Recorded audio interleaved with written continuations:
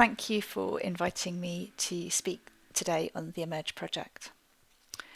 EmERGE has been a 5-year Horizon 2020 funded project involving a consortium of 12 partners, including our 5 clinical sites in Antwerp, Barcelona, Brighton, Lisbon and Zagreb. These are my declarations of interest. So within the EmERGE project, we have co-designed, implemented and evaluated a digital health pathway for people living with medically stable HIV. We've had a high level of community involvement throughout the project, led by our project partner EATG. In the first year of the project, we did a detailed background assessment to each of our 5 clinical sites and started our co-design process, which has run iteratively throughout the project. This study was conducted pre-COVID, but I think its learning and findings are particularly pertinent at this time. So within the pathway, individuals were seen once a year by their clinician, with the interim 6-month visit carried out using a digital health platform.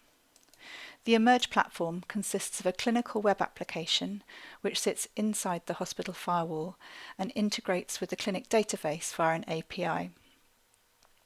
Once results and data are reviewed, they are encrypted and then pushed through the cloud to a co-designed application on the individual's mobile device. There's no data stored on the phone and all is GDPR compliant. The application receives results, appointments information and antiretroviral details. Reminders are programmable within the app or within the individual's calendar. Frequently asked questions and health promotion information is available, and there's a notification function which sits alongside the messaging but also means that messages and notifications can be sent to all users, and this has proved really useful during COVID for communication about COVID and about service changes. I should just emphasise that the messaging within the study was one-directional and didn't include video consultations or two-way messaging, although we have since developed both capabilities. We integrated the platform at each site during 2017, showing its adaptability to different IT settings, which varied from a local area network of 3 computers with data held on access initially, through to clinic databases in SQL and hospital information systems. We used the MAST framework for our evaluation. MAST is an HTA type technology that was developed for assessing telemedicine applications as part of an EU study.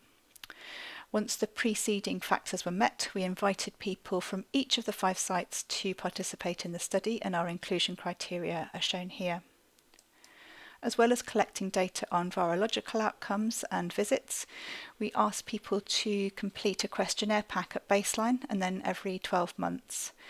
We conducted systematic reviews to look at suitable outcomes for empowerment and also for quality of life measures.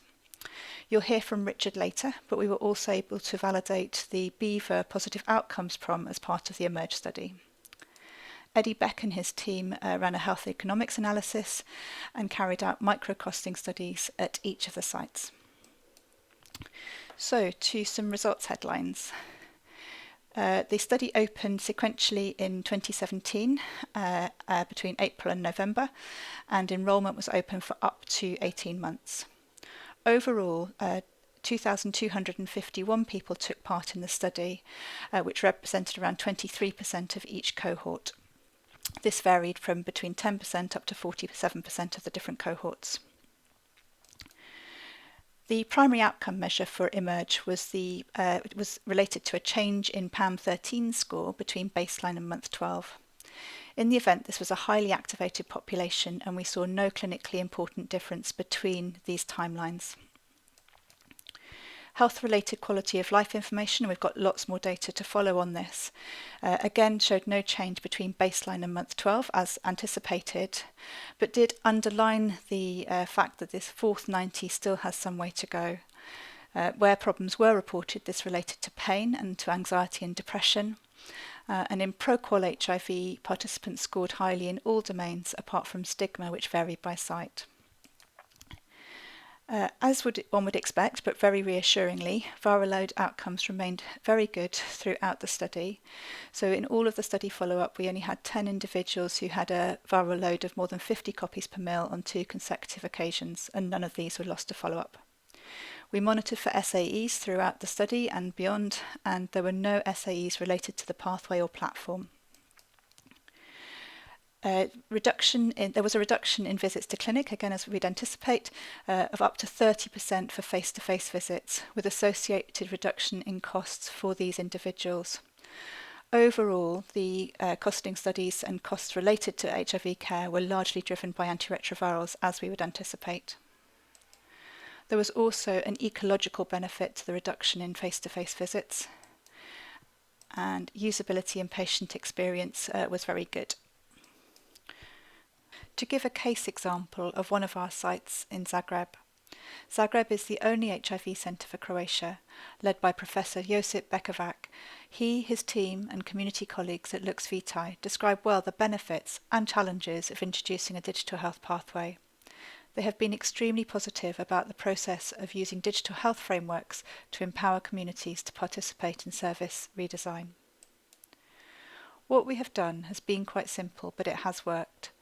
The study was conducted pre-COVID, but our learning is particularly pertinent in these times.